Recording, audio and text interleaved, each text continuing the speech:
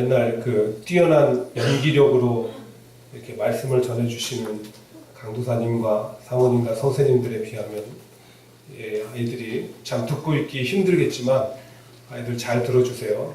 저 목사님은 도대체 어떻게 말씀을 하시나 하고 좀 잘 참고 기다려 주시기를 바랍니다. 김미연 작가의 뚱띵이의 사랑이라는 책에 보면 이런 내용이 나옵니다. 제가 그대로 읽어드리겠습니다. 심부름을 갔다 오기가 무섭게 엄마의 잔소리는 시작되었다. 물을 씻어라. 팔을 다듬어라. 믹서에 고추를 갈아라. 끝도 없이 이어지는 엄마의 심부름에 퇴근해서 단 10분도 제대로 앉아있지 못한 초이는 마지막으로 김치를 담그는 엄마의 앞에서 잔심부름까지 하고 있어야 했다. 빨갛게 양념이 된 김치 속을 바라보며 만약 자신이 선생님과 결혼하게 된다면 알콩달콩 다정하게 김치도 같이 담그고 밥도 같이 먹는 상상을 하다가 그만 설탕 대신 멸치 젓갈을 붓고 말았던 것이다. 그 순간 빨갛게 고추 양념으로 물든 엄마의 손이 등짝으로 날아왔다. 산지 얼마 되지 않은 하얀 스웨터가 온통 빨간 양념으로 물들고 말았다. 우씨, 엄마, 김치 국물은 잘 빠지지도 않는단 말이야. 엄마가 새 옷 사줘. 이 옷 엄마가 물어내. 그러게 누가 하얀 옷 입고 오래? 김치 다듬기만 하면 하얀 옷이 뭐냐? 그것도 새 옷 입고 온 네 잘못이 더 커.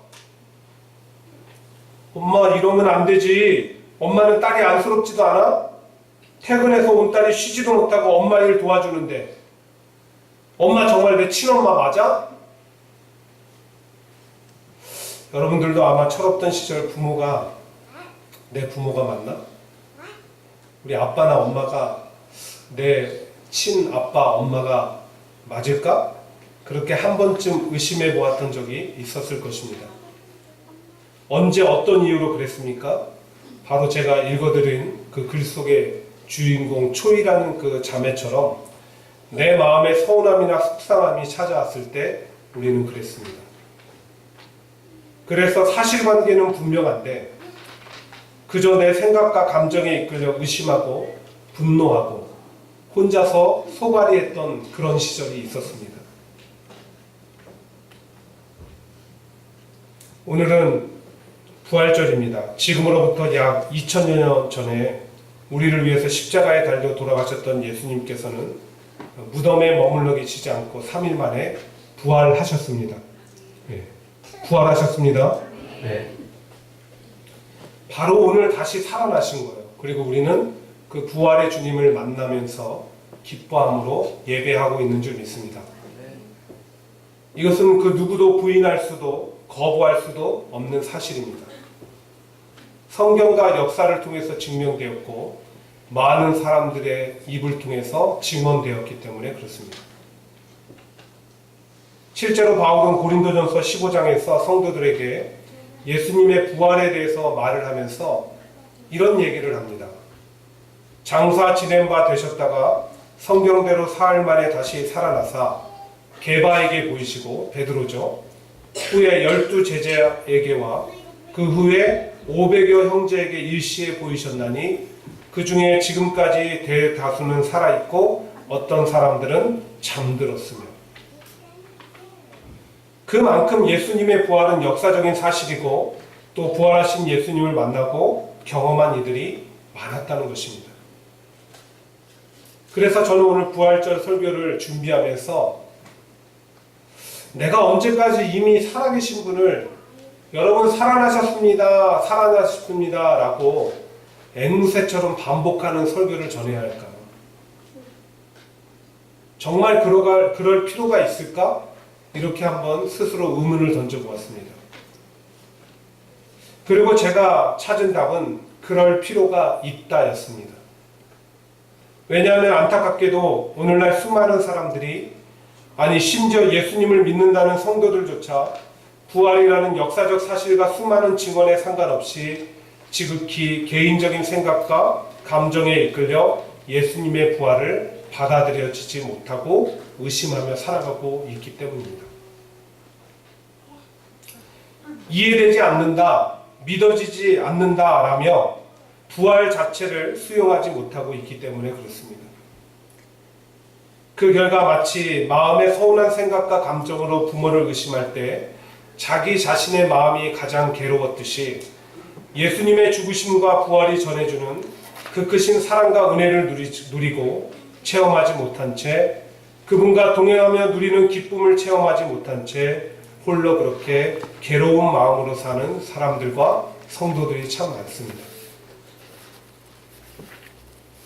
그래서 저는 오늘 그 의심의 마음, 부정적 마음, 괴로운 마음을 어떻게 하면 해소할 수 있을까? 여기에 좀 초점을 맞추고 짧은 시간 말씀을 함께 살펴보고자 합니다. 오늘 우리가 읽은 본문에 보시면 예수님의 부활을 의심했던 한 사람이 등장합니다. 그의 이름은 도마였습니다. 그런데 그 사실이 가히 좀 우리에게 충격적인 것이 그는 예수님과 함께 3년 반이라는 세월 동안 함께 생사고락을 함께 했던 바로 제자 중에 하나였다는 것입니다. 그 수많은 기적적 사건을 곁에서 목격하고 진리의 가르침을 받았음에도 불구하고 그렇게 그는 의심했습니다. 그리고 더 나아가 본문의 증언에 의하면 다른 제자들이 먼저 부활의 예수님을 만나고 우리가 주님을 보았노라 라고 전해 주었지만 도마는 오히려 내가 직접 그의 손에 못자국을 보며 내 손가락을 그 못자국에 넣으며 내 손을 그 옆구리에 넣어보지 않고는 믿지 아니하겠노라 라면서 확고한 자기 의사를 표현했습니다. 어떻게 이럴 수가 있을까? 그런 생각도 들지만 이것은 평소 도마의 성격을 보면 그럴 수도 있겠다 싶기도 합니다. 도마는 갈릴리 지방 출신의 본래 어부였던 제자였습니다. 그리고 오늘 본문이 증언하듯이 그는 디두모라고 불리기도 했습니다. 도마라는 이름은 히브리식 이름이고 디두모는 헬라식 이름이 되게 됩니다. 그리고 두 가지의 이름 다 같은 의미를 가지고 있는데 쌍둥이입니다. 아마 도마는 쌍둥이였던 것 같습니다. 여러분, 베드로는 다혈질적이었고 요한은 불같았고 빌립은 치밀하고 계산적이었습니다. 이렇게 제자들이 저마다 각각 독특한 성격을 가지고 있었는데 도마 역시 다른 제자들과 구별된 독특한 성격을 가지고 있었습니다. 그리고 예수님과 함께 다닐 때 보면 그 성격이 드러나는 사건이 몇 가지 있어요. 가장 첫 번째 사건은 요한복음 11장에 나오는데 바로 예수님께서 친구 나사로가 죽었다라는 그 소식을 듣고 바로 베다니에 가려고 하실 때 그때 제자들이 예수님을 다 말렸습니다. 그 이유는 무엇이냐면 당시 유대의 종교 지도자들이 어떻게든 예수님을 함정에 빠뜨려서 잡아 죽이려고 하고 있었기 때문에. 그런데 베다니와 예루살렘은 아주 가까운 지역이었어요. 그러니까 예수님 거기에 가시면 위험합니다. 큰일 납니다. 실제로 바리새인들이 예수님을 잡아들이려고 그런 악한 생각과 그런 모함할 수 있는 계획을 짜고 있었습니다. 그래서 제자들이 모두가 한 마음이 되어서 두려운 마음 가운데 예수님 가시면 안 됩니다. 말리고 있었어요. 그런데 그때 도마가 뭐라고 합니까? 우리도 주와 함께 죽으러 가자. 이를 통해서 볼 때 드러난 도마의 성격은 그는 매우 용감했고 충성스러운 제자였다는 것입니다. 그런가 하면 두 번째 사건이 나오는데 바로 요한복음 14장입니다. 예수님께서 붙잡히시기 전에 제자들과 마지막 만찬을 나누고 계셨어요. 근데 그 자리에서 자꾸 이별을 예고하시니까 제자들은 마음에 근심이 찾아왔습니다. 예수님께서는 그런 제자들의 마음을 아시고 이렇게 말씀하셨어요. 내가 가는 그 길을 너희가 지금은 알 수 없으나 후에는 알게 될 것이다. 그러니 너희는 마음에 근심하지 마라. 그래도 이 근심이 사라지지 않으니까 제자들은 서로 눈치 보면서 아무 말 못하고 있었어요. 근데 그때 그 도마가 뭐라고 합니까? 아니요, 주님. 주님이 지금 어디로 가시는지 모르는데 저희가 어떻게 그 길을 알겠습니까? 즉 나중에 알려주지 말고 지금 속 시원히 밝혀달라는 것입니다. 이를 통해서 드러난 도마의 또 다른 성격의 특성은 그는 매우 솔직하고 확실한 것을 좋아했다는 것입니다.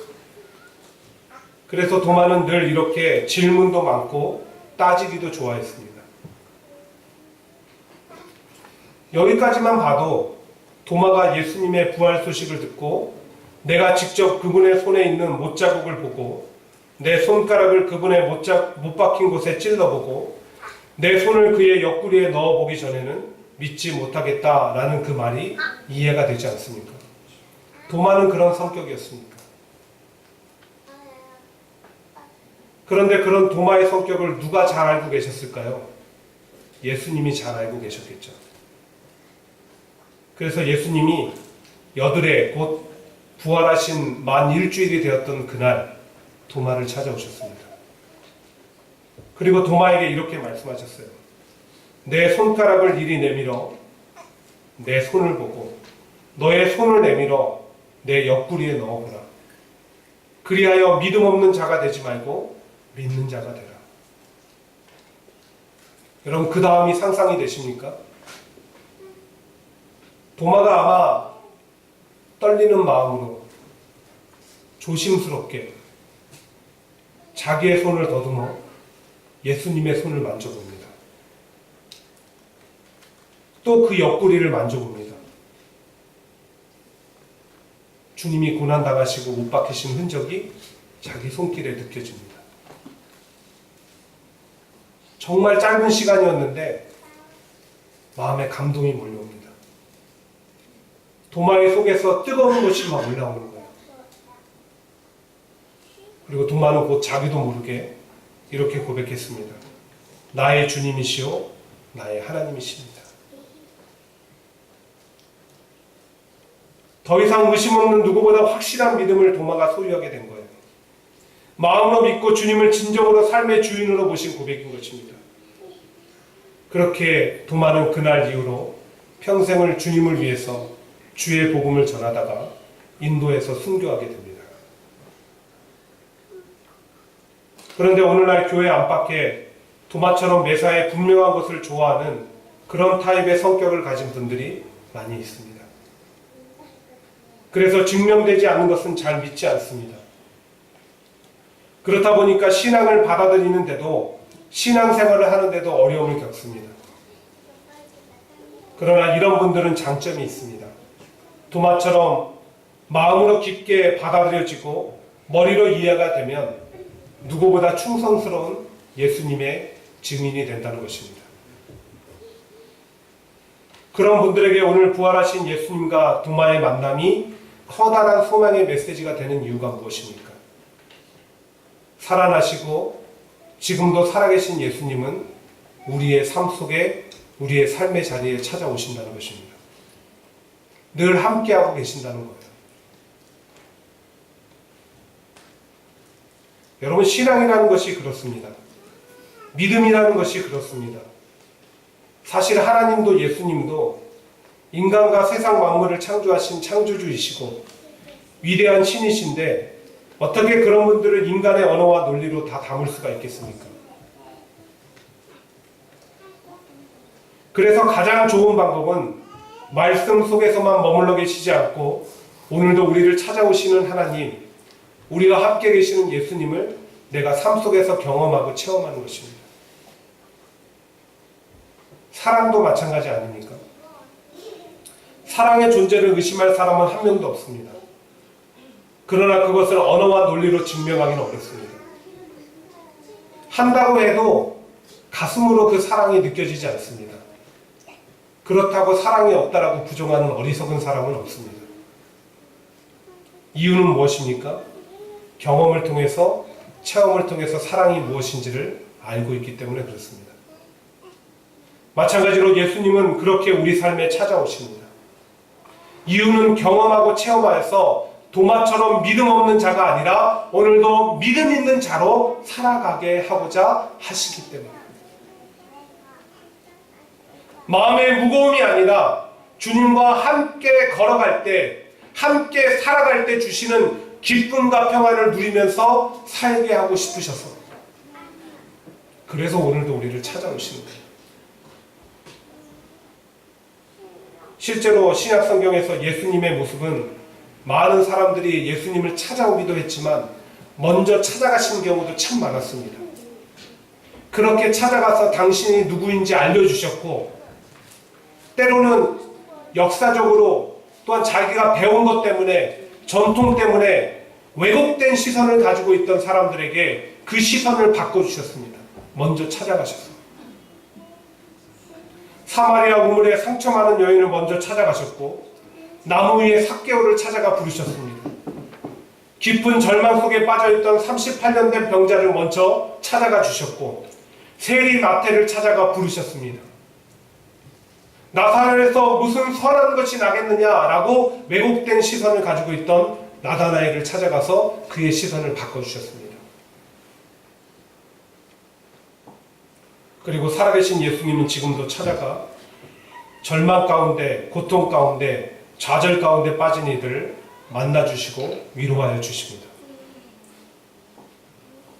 대표적인 예가 우리가 잘 알고 있는 이지선 자매입니다. 그렇게 신앙생활 잘하고 삶도 바르게 살아갔던, 꿈 많고 촉망 많던 20대 초반 시절에 오빠랑 차를 타고 집으로 귀가하는데, 자기들이 잘못한 것도 아니고 음주운전을 했던 그 차량이 교차로에 멀쩡히 서 있던 지선자매 오빠의 차를 뒤에서 들이받았습니다. 그 결과 차에 화재가 발생했고, 성한 곳이라고는 눈 씻고 찾아볼 수 없을 정도로 온몸에 3도 화상을 입게 되었습니다. 여러분, 그 정도면 사실 사는 것 자체가 힘든 것입니다. 살아날 가능성이 별로 없었어요. 그런데 가까스로 혼수 상태에서 깨어난 지선 자매가 자기가 처한 상황을 보고 먼저 가족들에게 원망을 쏟아놓습니다. 오빠, 나를 왜 살렸어? 죽게 내버려두지. 구하지 말지. 엄마, 왜 의사들한테 그렇게 사정해서 나를 살렸어요? 죽게 내버려두지. 그리고 그 원망의 마음이 어디로 갑니까? 하나님께로 갑니다. 하나님이 살아계시면 나한테 이럴 수 있어요? 나 한 번도 부정직하게 살아온 적 없고, 나 한 번도 주의 성서 어긴 적 없고, 하나님 살아계시면 나한테 이럴 수 있어요? 그렇게 원망하며 잠들었던 어느 날, 꿈속에 주님이 지선자매를 만나러 왔습니다. 그리고 그 딸에게 이렇게 얘기했습니다. 난 여전히 너를 사랑한단다. 난 내가 잘나서, 똑똑해서, 예뻐서, 무언가를 해서, 가져서 사랑하는 것이 아니라 너 자체를 사랑한단다. 너는 내 딸이니까 라고 말씀하셨어요. 그 뒤로 지선자매의 삶이 완전히 바뀌게 되었습니다. 하나님을 확신하게 되었고, 그 모진 치료의 과정을 주시는 힘과 사랑으로 이기고 견뎌냈을 뿐만 아니라 살아계신 주님을 전하는 입술이 되었습니다. 그래서 사고 전보다 사고 이후에 더 많은 사람들에게 선한 영향력을 끼치는 그런 사람이 되었습니다. 이 외에도 제 개인의 체험과 많은 간증들이 있지만 시간 관계상 나중에 나누기로 하고 오늘 말씀을 정리하고자 합니다. 우리가 읽지는 않았지만 예수님의 부활 소식과 도마의 이야기를 전한 요한은 20장을 이렇게 마무리하게 됩니다. 30절과 31절입니다. 예수께서 제자들 앞에서 이 책에 기록되지 아니한 다른 표적도 많이 행하셨으나 오직 이것을 기록함은 너희로 예수께서 하나님의 아들 그리스도이심을 믿게 하려 하며 또 너희로 믿고 그 이름을 힘입어 생명을 얻게 하려 함이니라. 요한이 여기서 요한복음에 기록한 목적을 얘기하는 거예요. 그리고 그것은 이렇게 축약되게 됩니다. 예수님은 영원히 살아 계십니다. 그리고 그분은 일하십니다. 예수님은 영원히 살아 계십니다. 그리고 그분은 일하십니다. 무엇을 위해서요? 우리의 믿음과 믿음으로 말미암는 영원 구원을 위해서. 그러므로 사랑하는 여러분, 오늘 내가 머리로 이해되지 않는다고, 납득되지 않는다고 그냥 그렇게 계시면 안 됩니다. 도마처럼 주님 앞에 솔직히 고백하십시오. 아니, 살아계신 주님을 만나게 해달라고 기도하고 간구하십시오. 소망하십시오. 이미 내 안에 일하시고 계시는 주님을 느낄 수 있도록 구하십시오. 무엇보다 내가 절망 가운데 빠졌을 때, 환난과 문제 가운데 빠졌을 때 그 주님의 도우심을 구해보십시오. 왜냐하면 그때가 가장 주님을 만나기 좋은 때이기 때문에 그렇습니다. 맥스 누케이도 목사님은 이렇게 말씀합니다. 신발끈이 엉켰는데 풀 줄 아세요? 예수님은 그런 부탁을 아주 좋아하신다. 삶은 엉킨다. 사람들은 일을 망친다. 위를 올려다보며 도와주세요 라고 말하고 싶은 충동이 떠나지 않는다. 예수님은 그래 그 순간에 나타나신다. 이렇게 점점 우리 삶이 살아계신 예수님을 만나고 경험하고 체험하길 간절히 소망하고 바라고 기도하는 가운데 실제로 그런 일들이 저와 여러분 가운데 허락되어지게 되기를 바랍니다. 그래서 우리도 도마처럼 우리의 믿음이 점점 강한 믿음으로 그렇게 변화되고 이제는 부활하신 예수님을 증언하는 그 증인의 삶을 살아가게 되길 주의 이름으로 간절히 축원드립니다. 기도하겠습니다.